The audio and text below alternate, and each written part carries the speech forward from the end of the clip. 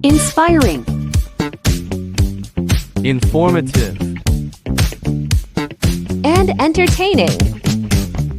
Welcome to Radio Talk, podcastnya RRI Pekanbaru. Halo Radio People, kembali lagi di Radio Talk bersama saya Nadia Melisa. Dan hari ini tentunya Radio People untuk obrolan kali ini kita berkolaborasi bersama Tanoto Foundation dan kita akan membuka nih jendela menuju periode paling krusial dalam sebuah kehidupan seorang manusia. Karena di Indonesia sendiri juga sedang berjuang nih untuk menuju generasi emas 2045. Dan tentunya untuk kesuksesan sendiri ternyata tidak dibentuk hanya di usia ketika kita beranjak di 20-an, 30-an, atau bahkan 40-an. Ternyata itu semua ditentukan di 1000 hari pertama kehidupan. Dan tentunya ini bukan sekedar statistik, tapi ini adalah sebuah fondasi yang paling fundamental bagi kualitas kehidupan, kesehatan, dan juga kesuksesan di masa depan. Dan untuk itu kita akan membongkar tuntas topik ini melalui 4 pilar diskusi utama yang sangat krusial, yaitu sains di balik periode emasnya sendiri, kemudian juga implementasi di akar rumputnya, dan juga kolaborasi untuk masa depan. Nah, Radio People, untuk membedah semua pilar yang sangat penting ini tentunya kita sudah menghadirkan di studio 2 narasumber yang sangat kompeten. Tentunya ada Ibu Sofi, beliau adalah ahli di bidang PAUD dan juga pendidikan non-formal dari Dinas Pendidikan Kota Pekanbaru. Halo Ibu. Hai, Selamat datang di Radio Talk. Dan beliau ini ya, Radio People adalah ahli bidang PAUD dan pendidikan non-formal dari Dinas Pendidikan Kota Pekanbaru. Sehat Ibu? Alhamdulillah. Alhamdulillah. Dan tentunya ditemani sama Ibu Feni Nur Muhdi. Beliau ini adalah dari Field Technical Unit dari Tanoto Foundation. Halo Radio People. Halo, sehat Ibu? Alhamdulillah sehat. Alhamdulillah. Dan jangan lupa nih ya Radio People, Anda bisa menyiapkan catatan karena ini sangat penting ya Ibu ya. Karena ini tidak hanya sekedar untuk mungkin keluarga orang tua aja, tapi ternyata seluruh masyarakat juga harus peduli dalam kehidupan di 1000 hari pertama kehidupan ini benar. ya. Betul. Dan untuk itu kita akan ngobrol-ngobrol lebih jauh lagi tentang apa sih sebenarnya 1000 hari pertama kehidupan ini. Mungkin dari Bu Sofi sendiri ya, ini bisa dihitung dari mana sih Bu sebenarnya untuk 1000 hari pertama kehidupan ini? Oke, 1000 hari pertama kehidupan atau 1000 HPK, HPK, oke. ya, itu dimulai dari 0 sampai dengan 6 tahun. Oh, itu berarti dari hitungannya Dari nol. dari kandungan? Ya, Oke. itu sudah mulai itu terhitung HPH 1000 HPK, HPK, ya.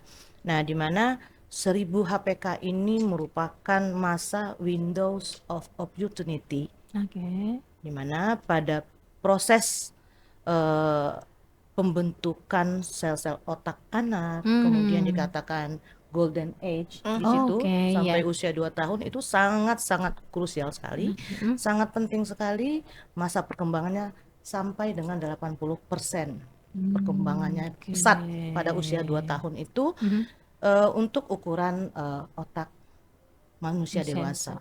Oke, kenapa penting sekali nih Bu kita penting untuk menjaga itu semua di 1000 hari pertama kehidupan ini dan mungkin seperti apa sih pengasuhannya dari 0 sampai dengan 2 tahun tadi ya Bu ya? Iya. Nah, bagaimana kita menjaga kemudian membentuknya itu semuanya dari stimulasi-stimulasi yang harus kita berikan sebagai orang tua. Oke. Ya, dari orang tua mulai dari baru mulai menginjak pernikahan itu sudah ada program untuk anak kita, itu sudah mulai itu. Oke. Itu sudah mulai dari sana, dari mulai niat untuk mau menikah, Mau menikah saja, saja, itu kita sudah harus mempersiapkan segala hal yang nantinya akan menjadi kebutuhan anak kita. Oh. Ya, kenapa? Oke. Karena di situ kita nanti anak kita juga dia membutuhkan stimulasi. Kemudian di situ nanti anak kita juga membutuhkan nutrisi, Oke, ya. oke. Itu harus kita lengkapi mulai dari awal. Untuk mencegah apa? Iya. Mencegah terjadinya stunting. Oh, itu jadi intinya ya, Bu, Iya, ya? jadi Oke. intinya mencegah stunting itu Mhm. dimulai dari sana. Oke. Kita melengkapi stimulasi anak kita, kemudian nutrisi-nutrisi yang dibutuhkan anak kita, itu kita mulai dari sana. Kemudian juga kita juga harus memberikan interaksi Oh, sebagai orang tua kepada anak kita itu harus full mulai dari awal. Oke. Iya. Berarti dari awal pernikahan ya.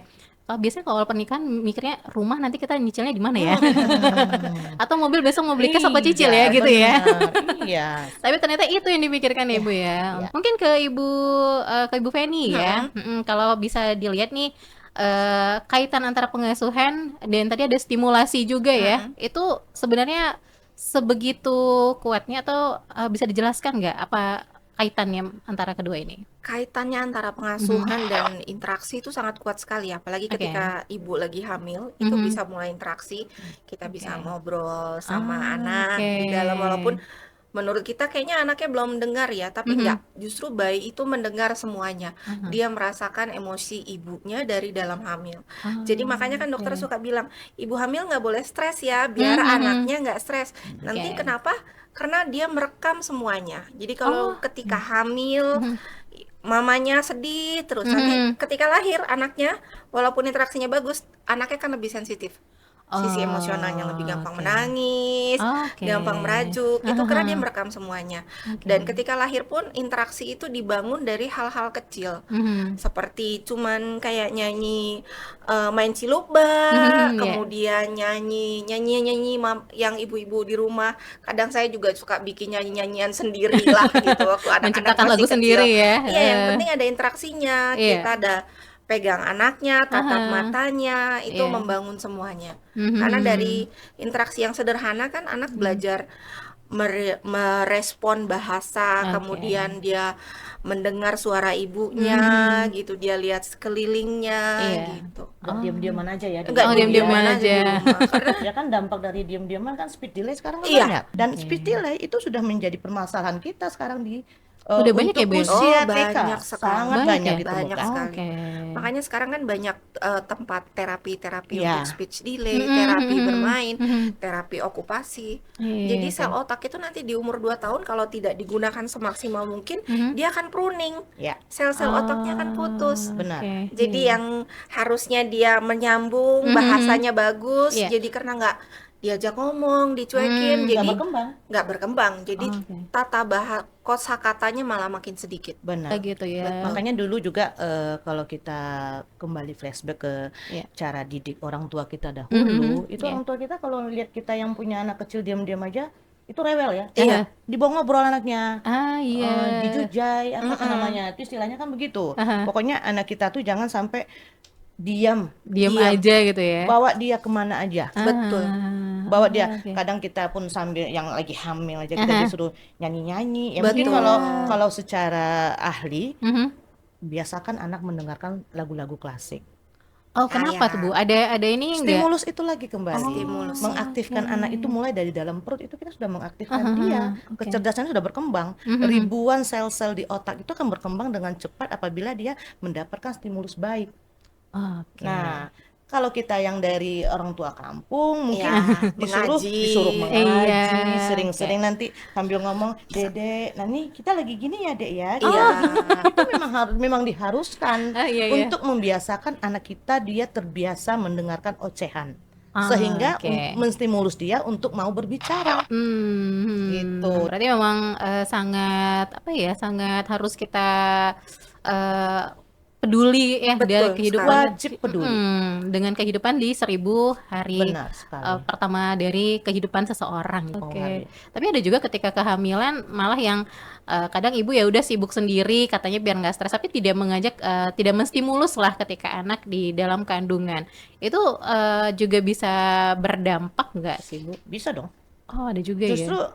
hal-hal seperti itu yang wajib kita informasikan. Mhm. Maka tadi tuh kita tidak hanya kita ini pemerintah, masyarakat, Iya. buruh, Betul. semua aspek dia harus bekerja sama. Harus bekerja Oke. sama. Apalagi untuk orang tua muda itu sangat penting Oke.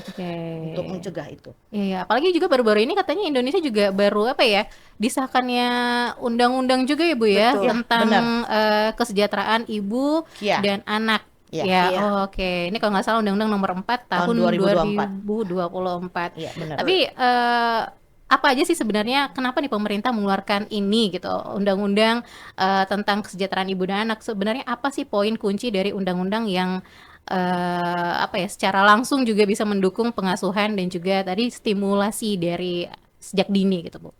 Ya karena penting. Oh, Pemerintah sebegitu pentingnya ya? sebegitu pentingnya pemerintah memandang kesejahteraan ibu dan anak itu sangat penting. Oke. Ya karena kenapa?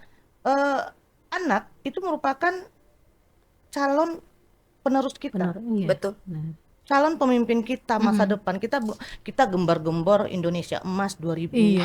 2045 Indonesia Emas. Tapi di saat ini kita tidak ada melakukan apa-apa. Iya. Untuk menghasilkan emas itu gimana caranya? Nah, disinilah peran pemerintah itu memberikan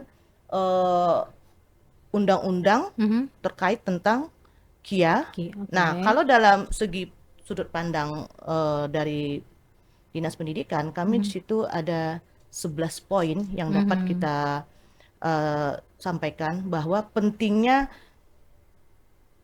1000 HPK ini itu merupakan memperhatikan hak-hak ibu dan anak. Oke. Itu pemerintah sudah memperhatikan itu mulai dari sekarang. Dimulai dari mana? Dari dimunculkannya Undang-Undang Nomor 4 tahun 2024. Nah, apa yang dilakukan oleh pemerintah? Yang pertama itu pengakuan. Diadakannya dulu pengakuan terhadap 1000 Hari HPK ini. Itu harus pemerintah sudah mengadakan pengakuan itu dulu. Sudah diakui, berarti itu resmi. Dan itu memang sesuatu yang wajib. Kemudian juga apa sih definisi dari KIA itu sendiri? Nah, itu inti-inti poinnya dari Undang-Undang Nomor 4 tahun 2025. Kemudian hak ibu yang bekerja. Betul. Ya. Hak ibu yang bekerja. Itu yang paling penting. Hak ibu yang bekerja, kemudian hak suami yang ibunya bekerja. Oke. Ya. Kemudian hak anaknya. Kenapa? Karena kalau berdasarkan KIA, Undang-Undang Nomor 4 tahun 2024 ini, itu hak untuk ibu melahirkan, cuti melahirkan itu 6 bulan. Oh, 6 bulan, Bu? Iya, Wow. 6 bulan itu terhitung 3 bulan sebelum, 3 bulan sebelum melahirkan sampai 3 bulan setelah. setelah. Sasarannya kemana? Sasarannya 6 bulan itu adalah ASI eksklusif. Setiap anak wajib ASI eksklusif. Minimal 6 bulan. Minimal 6 Oke. bulan. Makanya lah pemerintah ya, biar hak-hak ini juga bisa didapatkan ya bagi ibu dan juga anak sendiri. Iya, Apalagi anak yang baru lahir udah tinggal lagi ibunya kerja gitu. Betul sekali. Benar. Iya. Nah, kalau dari Tanoto Foundation-nya sendiri nih Bu Penny, karena kan dari data sendiri nih, data hasil namanya data Susenas Senas, iya, ya data 2021 yang juga menunjukkan ternyata dari kalau bisa dibuat skalanya 3 dari 100 balita tuh masih menerima pengasuhan yang tidak layak ya. Tidak layak. Mungkin dari ibu yang juga yang bekerja tadi ya. Ibu yang bekerja, tekanan ekonomi, stres, lingkungan. Jadi tidak layak di sini bukan berarti orang tuanya nggak sayang. Cuman ya karena kembali ke ibunya harus bekerja, jadi anak dititipkan ke nenek. Iya, Nah, benar. tahu kan pengasuhan nenek-nenek itu ya dia sibuk dengan kegiatan rumah tangganya sambil ngomong cucu, nggak ada interaksi, cucunya diam atau dikasih nonton TV gitu. Benar. Itu mempengaruhi sekali. Atau pakai yang kayak pengasuh anak gitu Pengasuh ya. anak juga kan banyak sekali sekarang kasus pengasuh anak yang akhirnya Iya, itu bikin deg-degan aja itu. agak deg-degan ya. Makanya di rumah sekarang banyak yang Iya. pakai CCTV ya Pakai karena CCTV itu juga nggak ini juga, nggak Itu bikin juga. takut juga, masih. pengasuhan itu benar-benar apa ya? Oke. Sangat sensitif sekali. Iya, Bahkan kan iya. banyak ada yang kasus-kasus yang terbaru bukan di pengasuhan di rumah, malah ketika anak itu Oh, di dititipin di sekolah. daycare. Iya Daycare, benar. Nah, benar. cara milih daycare yang akhirnya tidak tidak membuat kita cemas ya ketika meninggalkan anak di sekolah itu bagaimana ya Ibu dari dinasnya sendiri nih Bu? Kalau dari kami, Mhm. cara memilih daycare yang bisa, yang penting daycare-nya punya izin operasional. Itu aja. Dan terdaftar resmi. Dan terdaftar resmi. resmi. Karena Oke. banyak di daycare yang Iya. terdaftar. Oh, oke. Seperti yang terakhir kejadian ya, Iya. itu belum terdaftar. Nah, Oh, sebenarnya itu itu belum terdaftar. belum. Oh, nanti kita ngobrol lagi ya. Kayaknya seru banget nih, Bu. Oke. Karena menentukan 1000 hari pertama kehidupan ini memang sebegitu pentingnya ya. Apalagi kita juga sekarang ini terbentuk mungkin dari 1000 pertama hari kehidupan kita bersama orang tua kita, makanya jadi seperti saat ini, Bu ya. Benar sekali. Nah, bagaimana menjadikan generasi emas nanti tahun 2024-5, kita akan ngobrol-ngobrol lagi lebih lanjut nanti bersama Ibu Sofi dan juga Ibu Feni. Kita semua memiliki mimpi. Mimpi akan kehidupan yang lebih baik, kesehatan yang lebih baik, dan masa depan yang lebih baik. Untuk mereka yang kita cintai. Keluarga kita, teman kita, dan lingkungan tempat kita tinggal.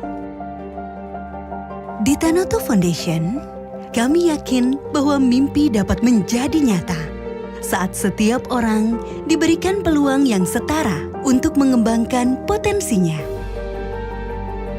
Dan peluang yang setara itu berawal dari akses yang setara pula atas pendidikan yang berkualitas. Kami berkomitmen untuk membantu masyarakat meraih impian ini sejak awal dengan menciptakan lingkungan pembelajaran yang mampu menumbuhkan harapan dan mendorong tercapainya cita-cita. Mulai dari pendidikan usia dini hingga pendidikan tinggi. Menciptakan para pemimpin untuk dunia di masa depan. Dan mendukung penelitian baru dan dinamis di bidang riset medis. Pendidikan yang berkualitas tidak hanya meningkatkan taraf hidup, namun juga bisa mengubah kehidupan itu sendiri. Membuka kesetaraan peluang yang memberi pilihan kepada individu dan komunitasnya. Di Tanoto Foundation, kami percaya akan sebuah masa depan di mana kesetaraan peluang merupakan kekuatan yang mendorong perubahan positif. Dan pendidikan yang berkualitas akan selalu menjadi fondasi untuk masa depan itu.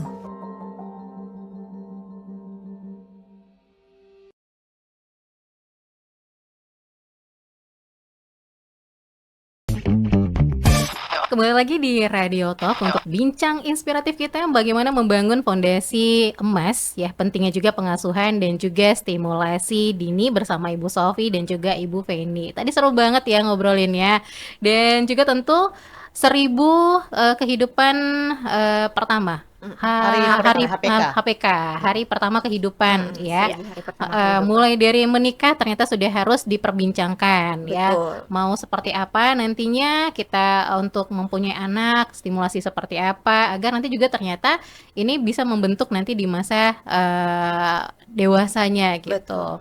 Dan tadi juga ternyata masih banyak juga anak-anak yang kurang mendapatkan mungkin stimulus atau juga mungkin perhatian dari kedua orang tuanya karena tadi kerja juga, yang ibunya juga harus bekerja.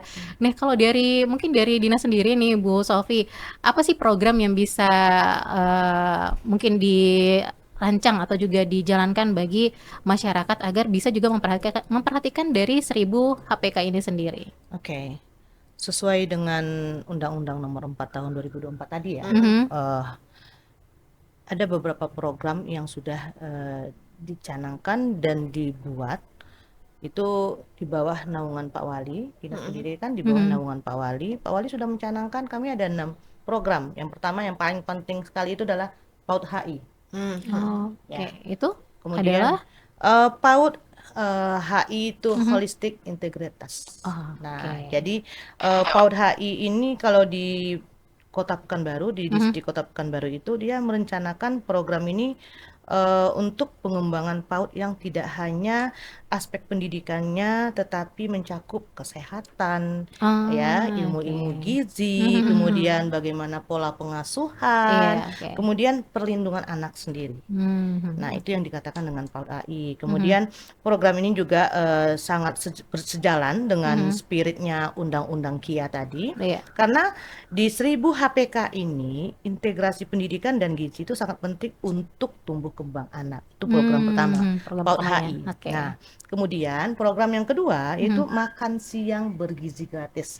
Itu dari Pak Presiden ya. Iya, benar. Presiden kita itu sudah dikerahkan dan sudah dijalani mulai dari PAUD sampai dengan SMA. Oh, dari PAUD udah dapat juga. Udah, itu oke. sudah dicanangkan sama dari Pak Presiden kita.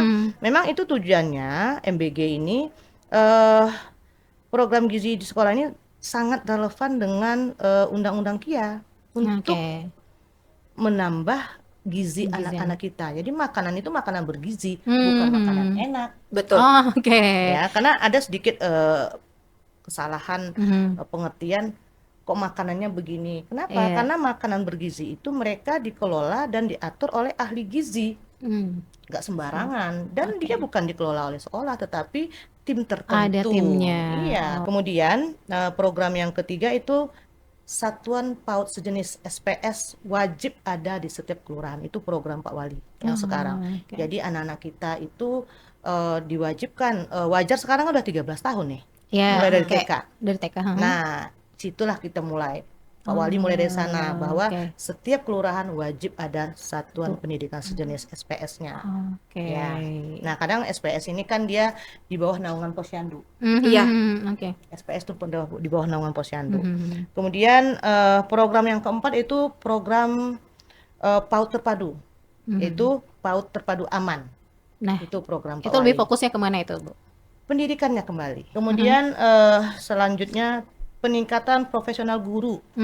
Program Pak Wali yang selanjutnya yaitu memberikan beasiswa full kepada guru PAUD ya untuk menyelesaikan studi S1. Itu kan guru wajib minimal S1 ya. Iya. Benar. Oke. Soalnya banyak di lapangan guru PAUD itu bukan lulusan pendidikan anak usia dini. Iya. Yang ditanya cuman suka anak nggak gitu ya? Mungkin. Benar.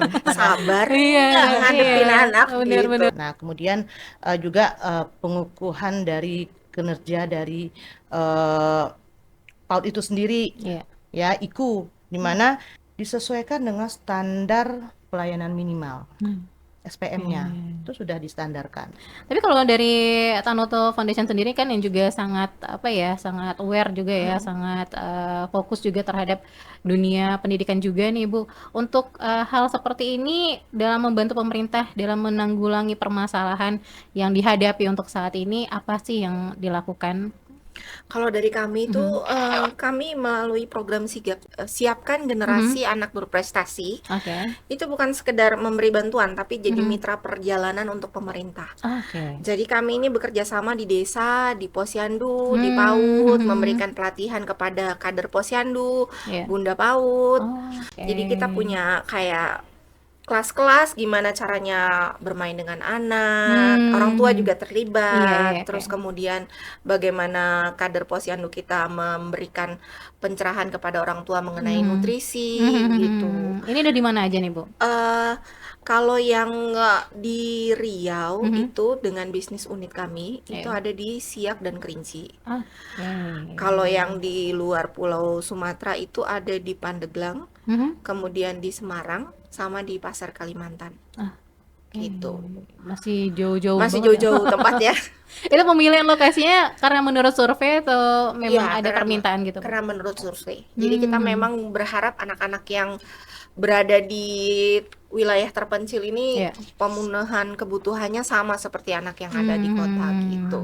Oke. Jadi kita mendukung kolaborasi antara PAUD, Puskesmas dan pemerintah. Jadi bekerja sama, jadi menyediakan alat permainan edukatif, kemudian pelatihan digital untuk guru PAUD, Iya, oke. kemudian memfasilitasi supaya kesempatan belajar anak yang di daerah itu sama seperti yang di kota. Oh, oke. Sama-sama merasakan juga ya. Sama-sama merasakan Nggak juga. ada beda ya. Nggak ada Nggak beda. Haknya sama ya. Haknya Haknya. sama gitu. Oh. Cuman beda lokasi. Iya. Tapi kita berusaha untuk biar mereka merasakan semuanya. Gitu. Oke. Tapi kalau misalnya dilihat nih Bu ya dari rumah anak sigap ya tadi Bu ya namanya ya. Dan tentunya seperti apa sih strategi yang bisa meningkatkan keterampilan pengasuhan orang tua dan juga mungkin kader-kader yang ada di daerah-daerah yang sudah terpilih ini, Bu? Rumah Anak Sigap adalah model layanan pengasuhan dan stimulasi dini berbasis komunitas yang dirancang untuk menjadi solusi rendah biaya, terukur, dan berkelanjutan bagi pemerintah daerah dalam mendukung anak usia 0-3 tahun. Model ini dibangun dengan mengoptimalkan modalitas lokal seperti kader posyandu, BKB, kader PKK, sehingga mudah diintegrasikan dengan struktur pemerintah desa maupun kecamatan. Dari strateginya itu kita ada peningkatan kemampuan untuk orang tua. Oke. Jadi melalui sesi kelompok dan sesi individual, bahkan kita ada home visit. Kemudian penguatan kader desa sendiri, posyandu, ibu-ibu PKK, BKB, melalui pelatihan tadi. Coaching rutin, kemudian advokasi juga ke pemerintah daerah, memberitahu kalau memahami urgensi stimulasi dini ini dapat memasukkannya ke dalam rencana kerja dan anggaran juga. Jadi kita masuk ke 3 dari orang tua, kader di posyandu, bunda PAUD, terus ke pemerintah juga.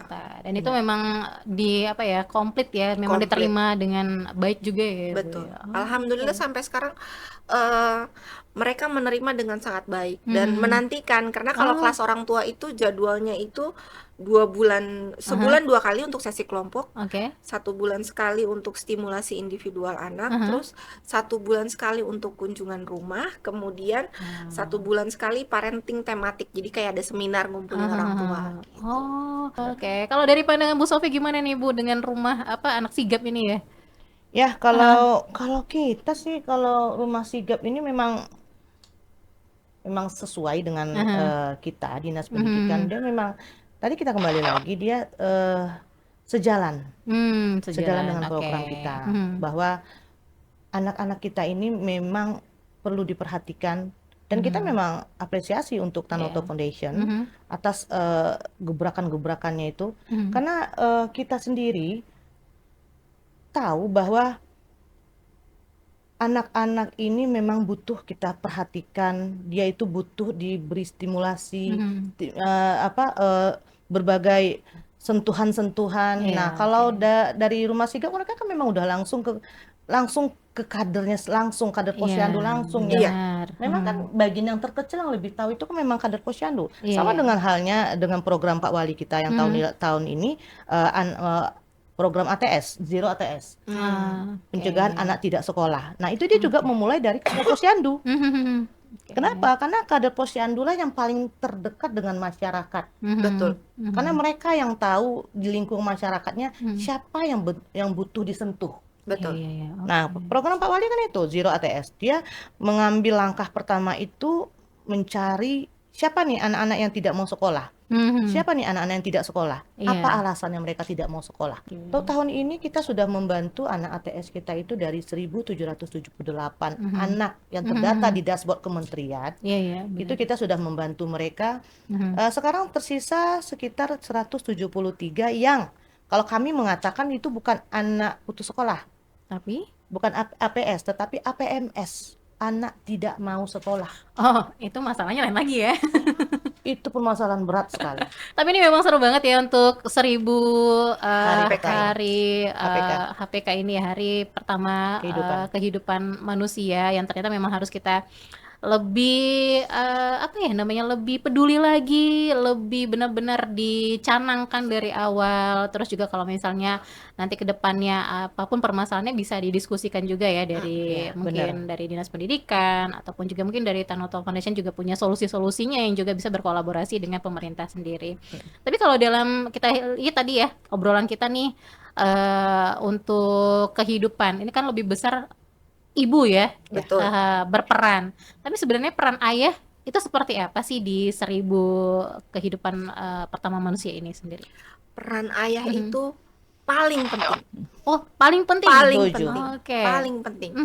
Dari proses kehamilan.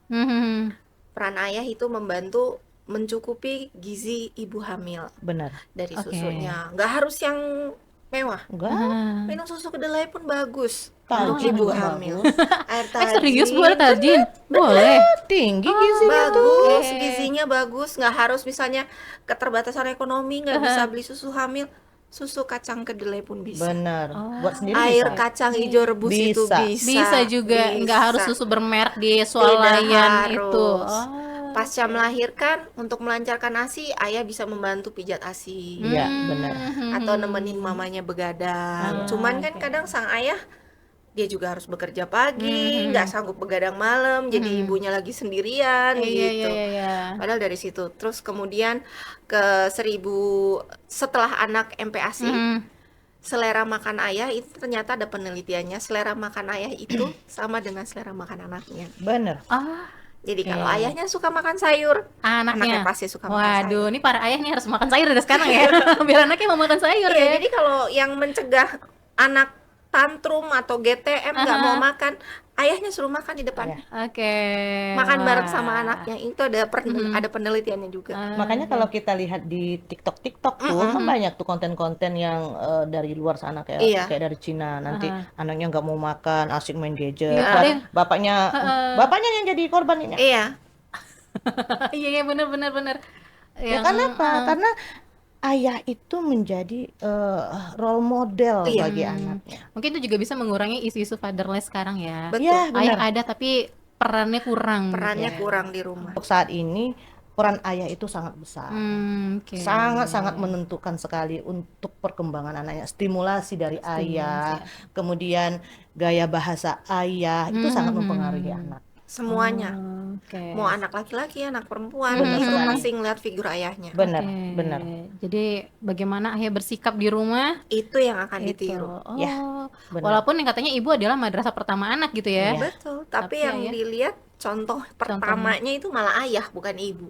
Kembali lagi peran ayah dan ibu itu sama, Mhm. sama dengan Sama dengan, bukan kurang lebih ya. enggak, bukan kurang lebih sama dengan Iya. ayah sama dengan ibu sama dengan ayah. Tujuannya untuk apa? Untuk anaknya. Oh, oke. Jadi memang sangat penting ya Iya. ayah sendiri. Jadi yang namanya anak ini juga stimulasinya harus kompak dari rumah. Betul. Orang anggota di rumah, misalnya ada ayah bagaimana bersikap, Betul. mungkin juga ada nenek kakeknya ya, mungkin juga ya benar. bagaimana si orang tua bersikap kepada nenek kakeknya. Nah, Iya. disitulah mungkin anak akan meniru. Akan meniru. Oh, oke.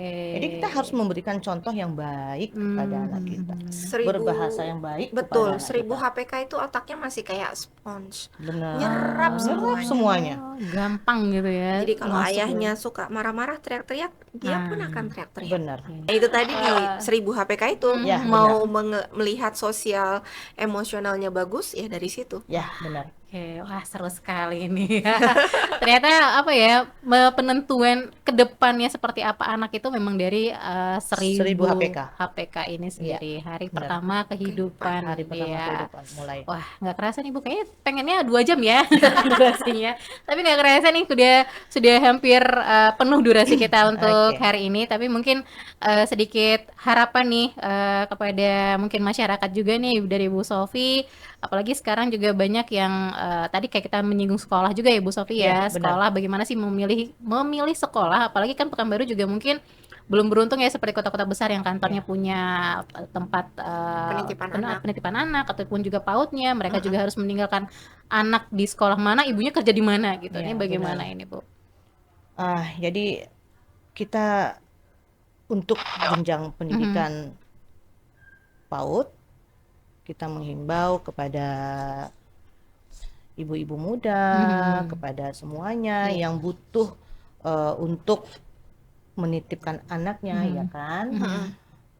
Coba diperhatikan bahwa pentingnya ada izin operasional, ataukah dia memiliki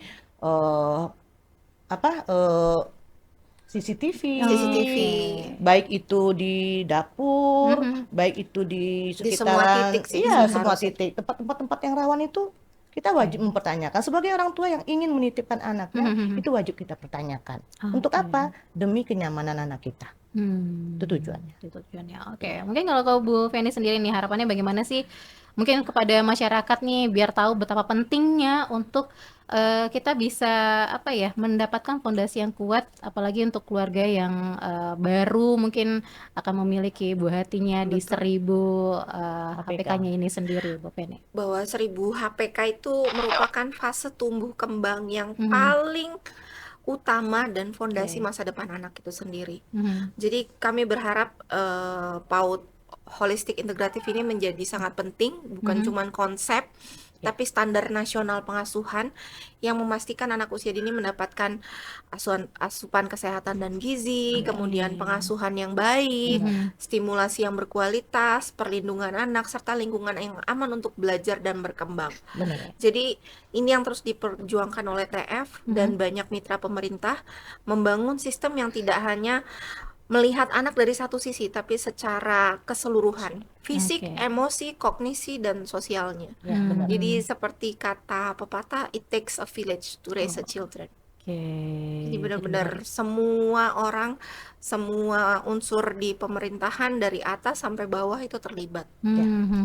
Ada 1000 HPK anak ini. Bukan tugas satu orang saja, bukan ya, tugas tapi satu orang, semuanya. kita terlibat semua. Waduh. Kita punya tanggung jawab di sana. Betul. Kita nggak bisa cuek, kan anak orang nggak bisa. Nggak bisa.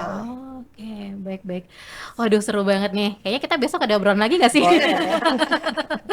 Karena ini memang suatu isu yang lagi ini juga ya, lagi di pokoknya Lagi di hangat-hangatnya, terus juga benar. pemerintah lagi sangat fokus Memperhatikan.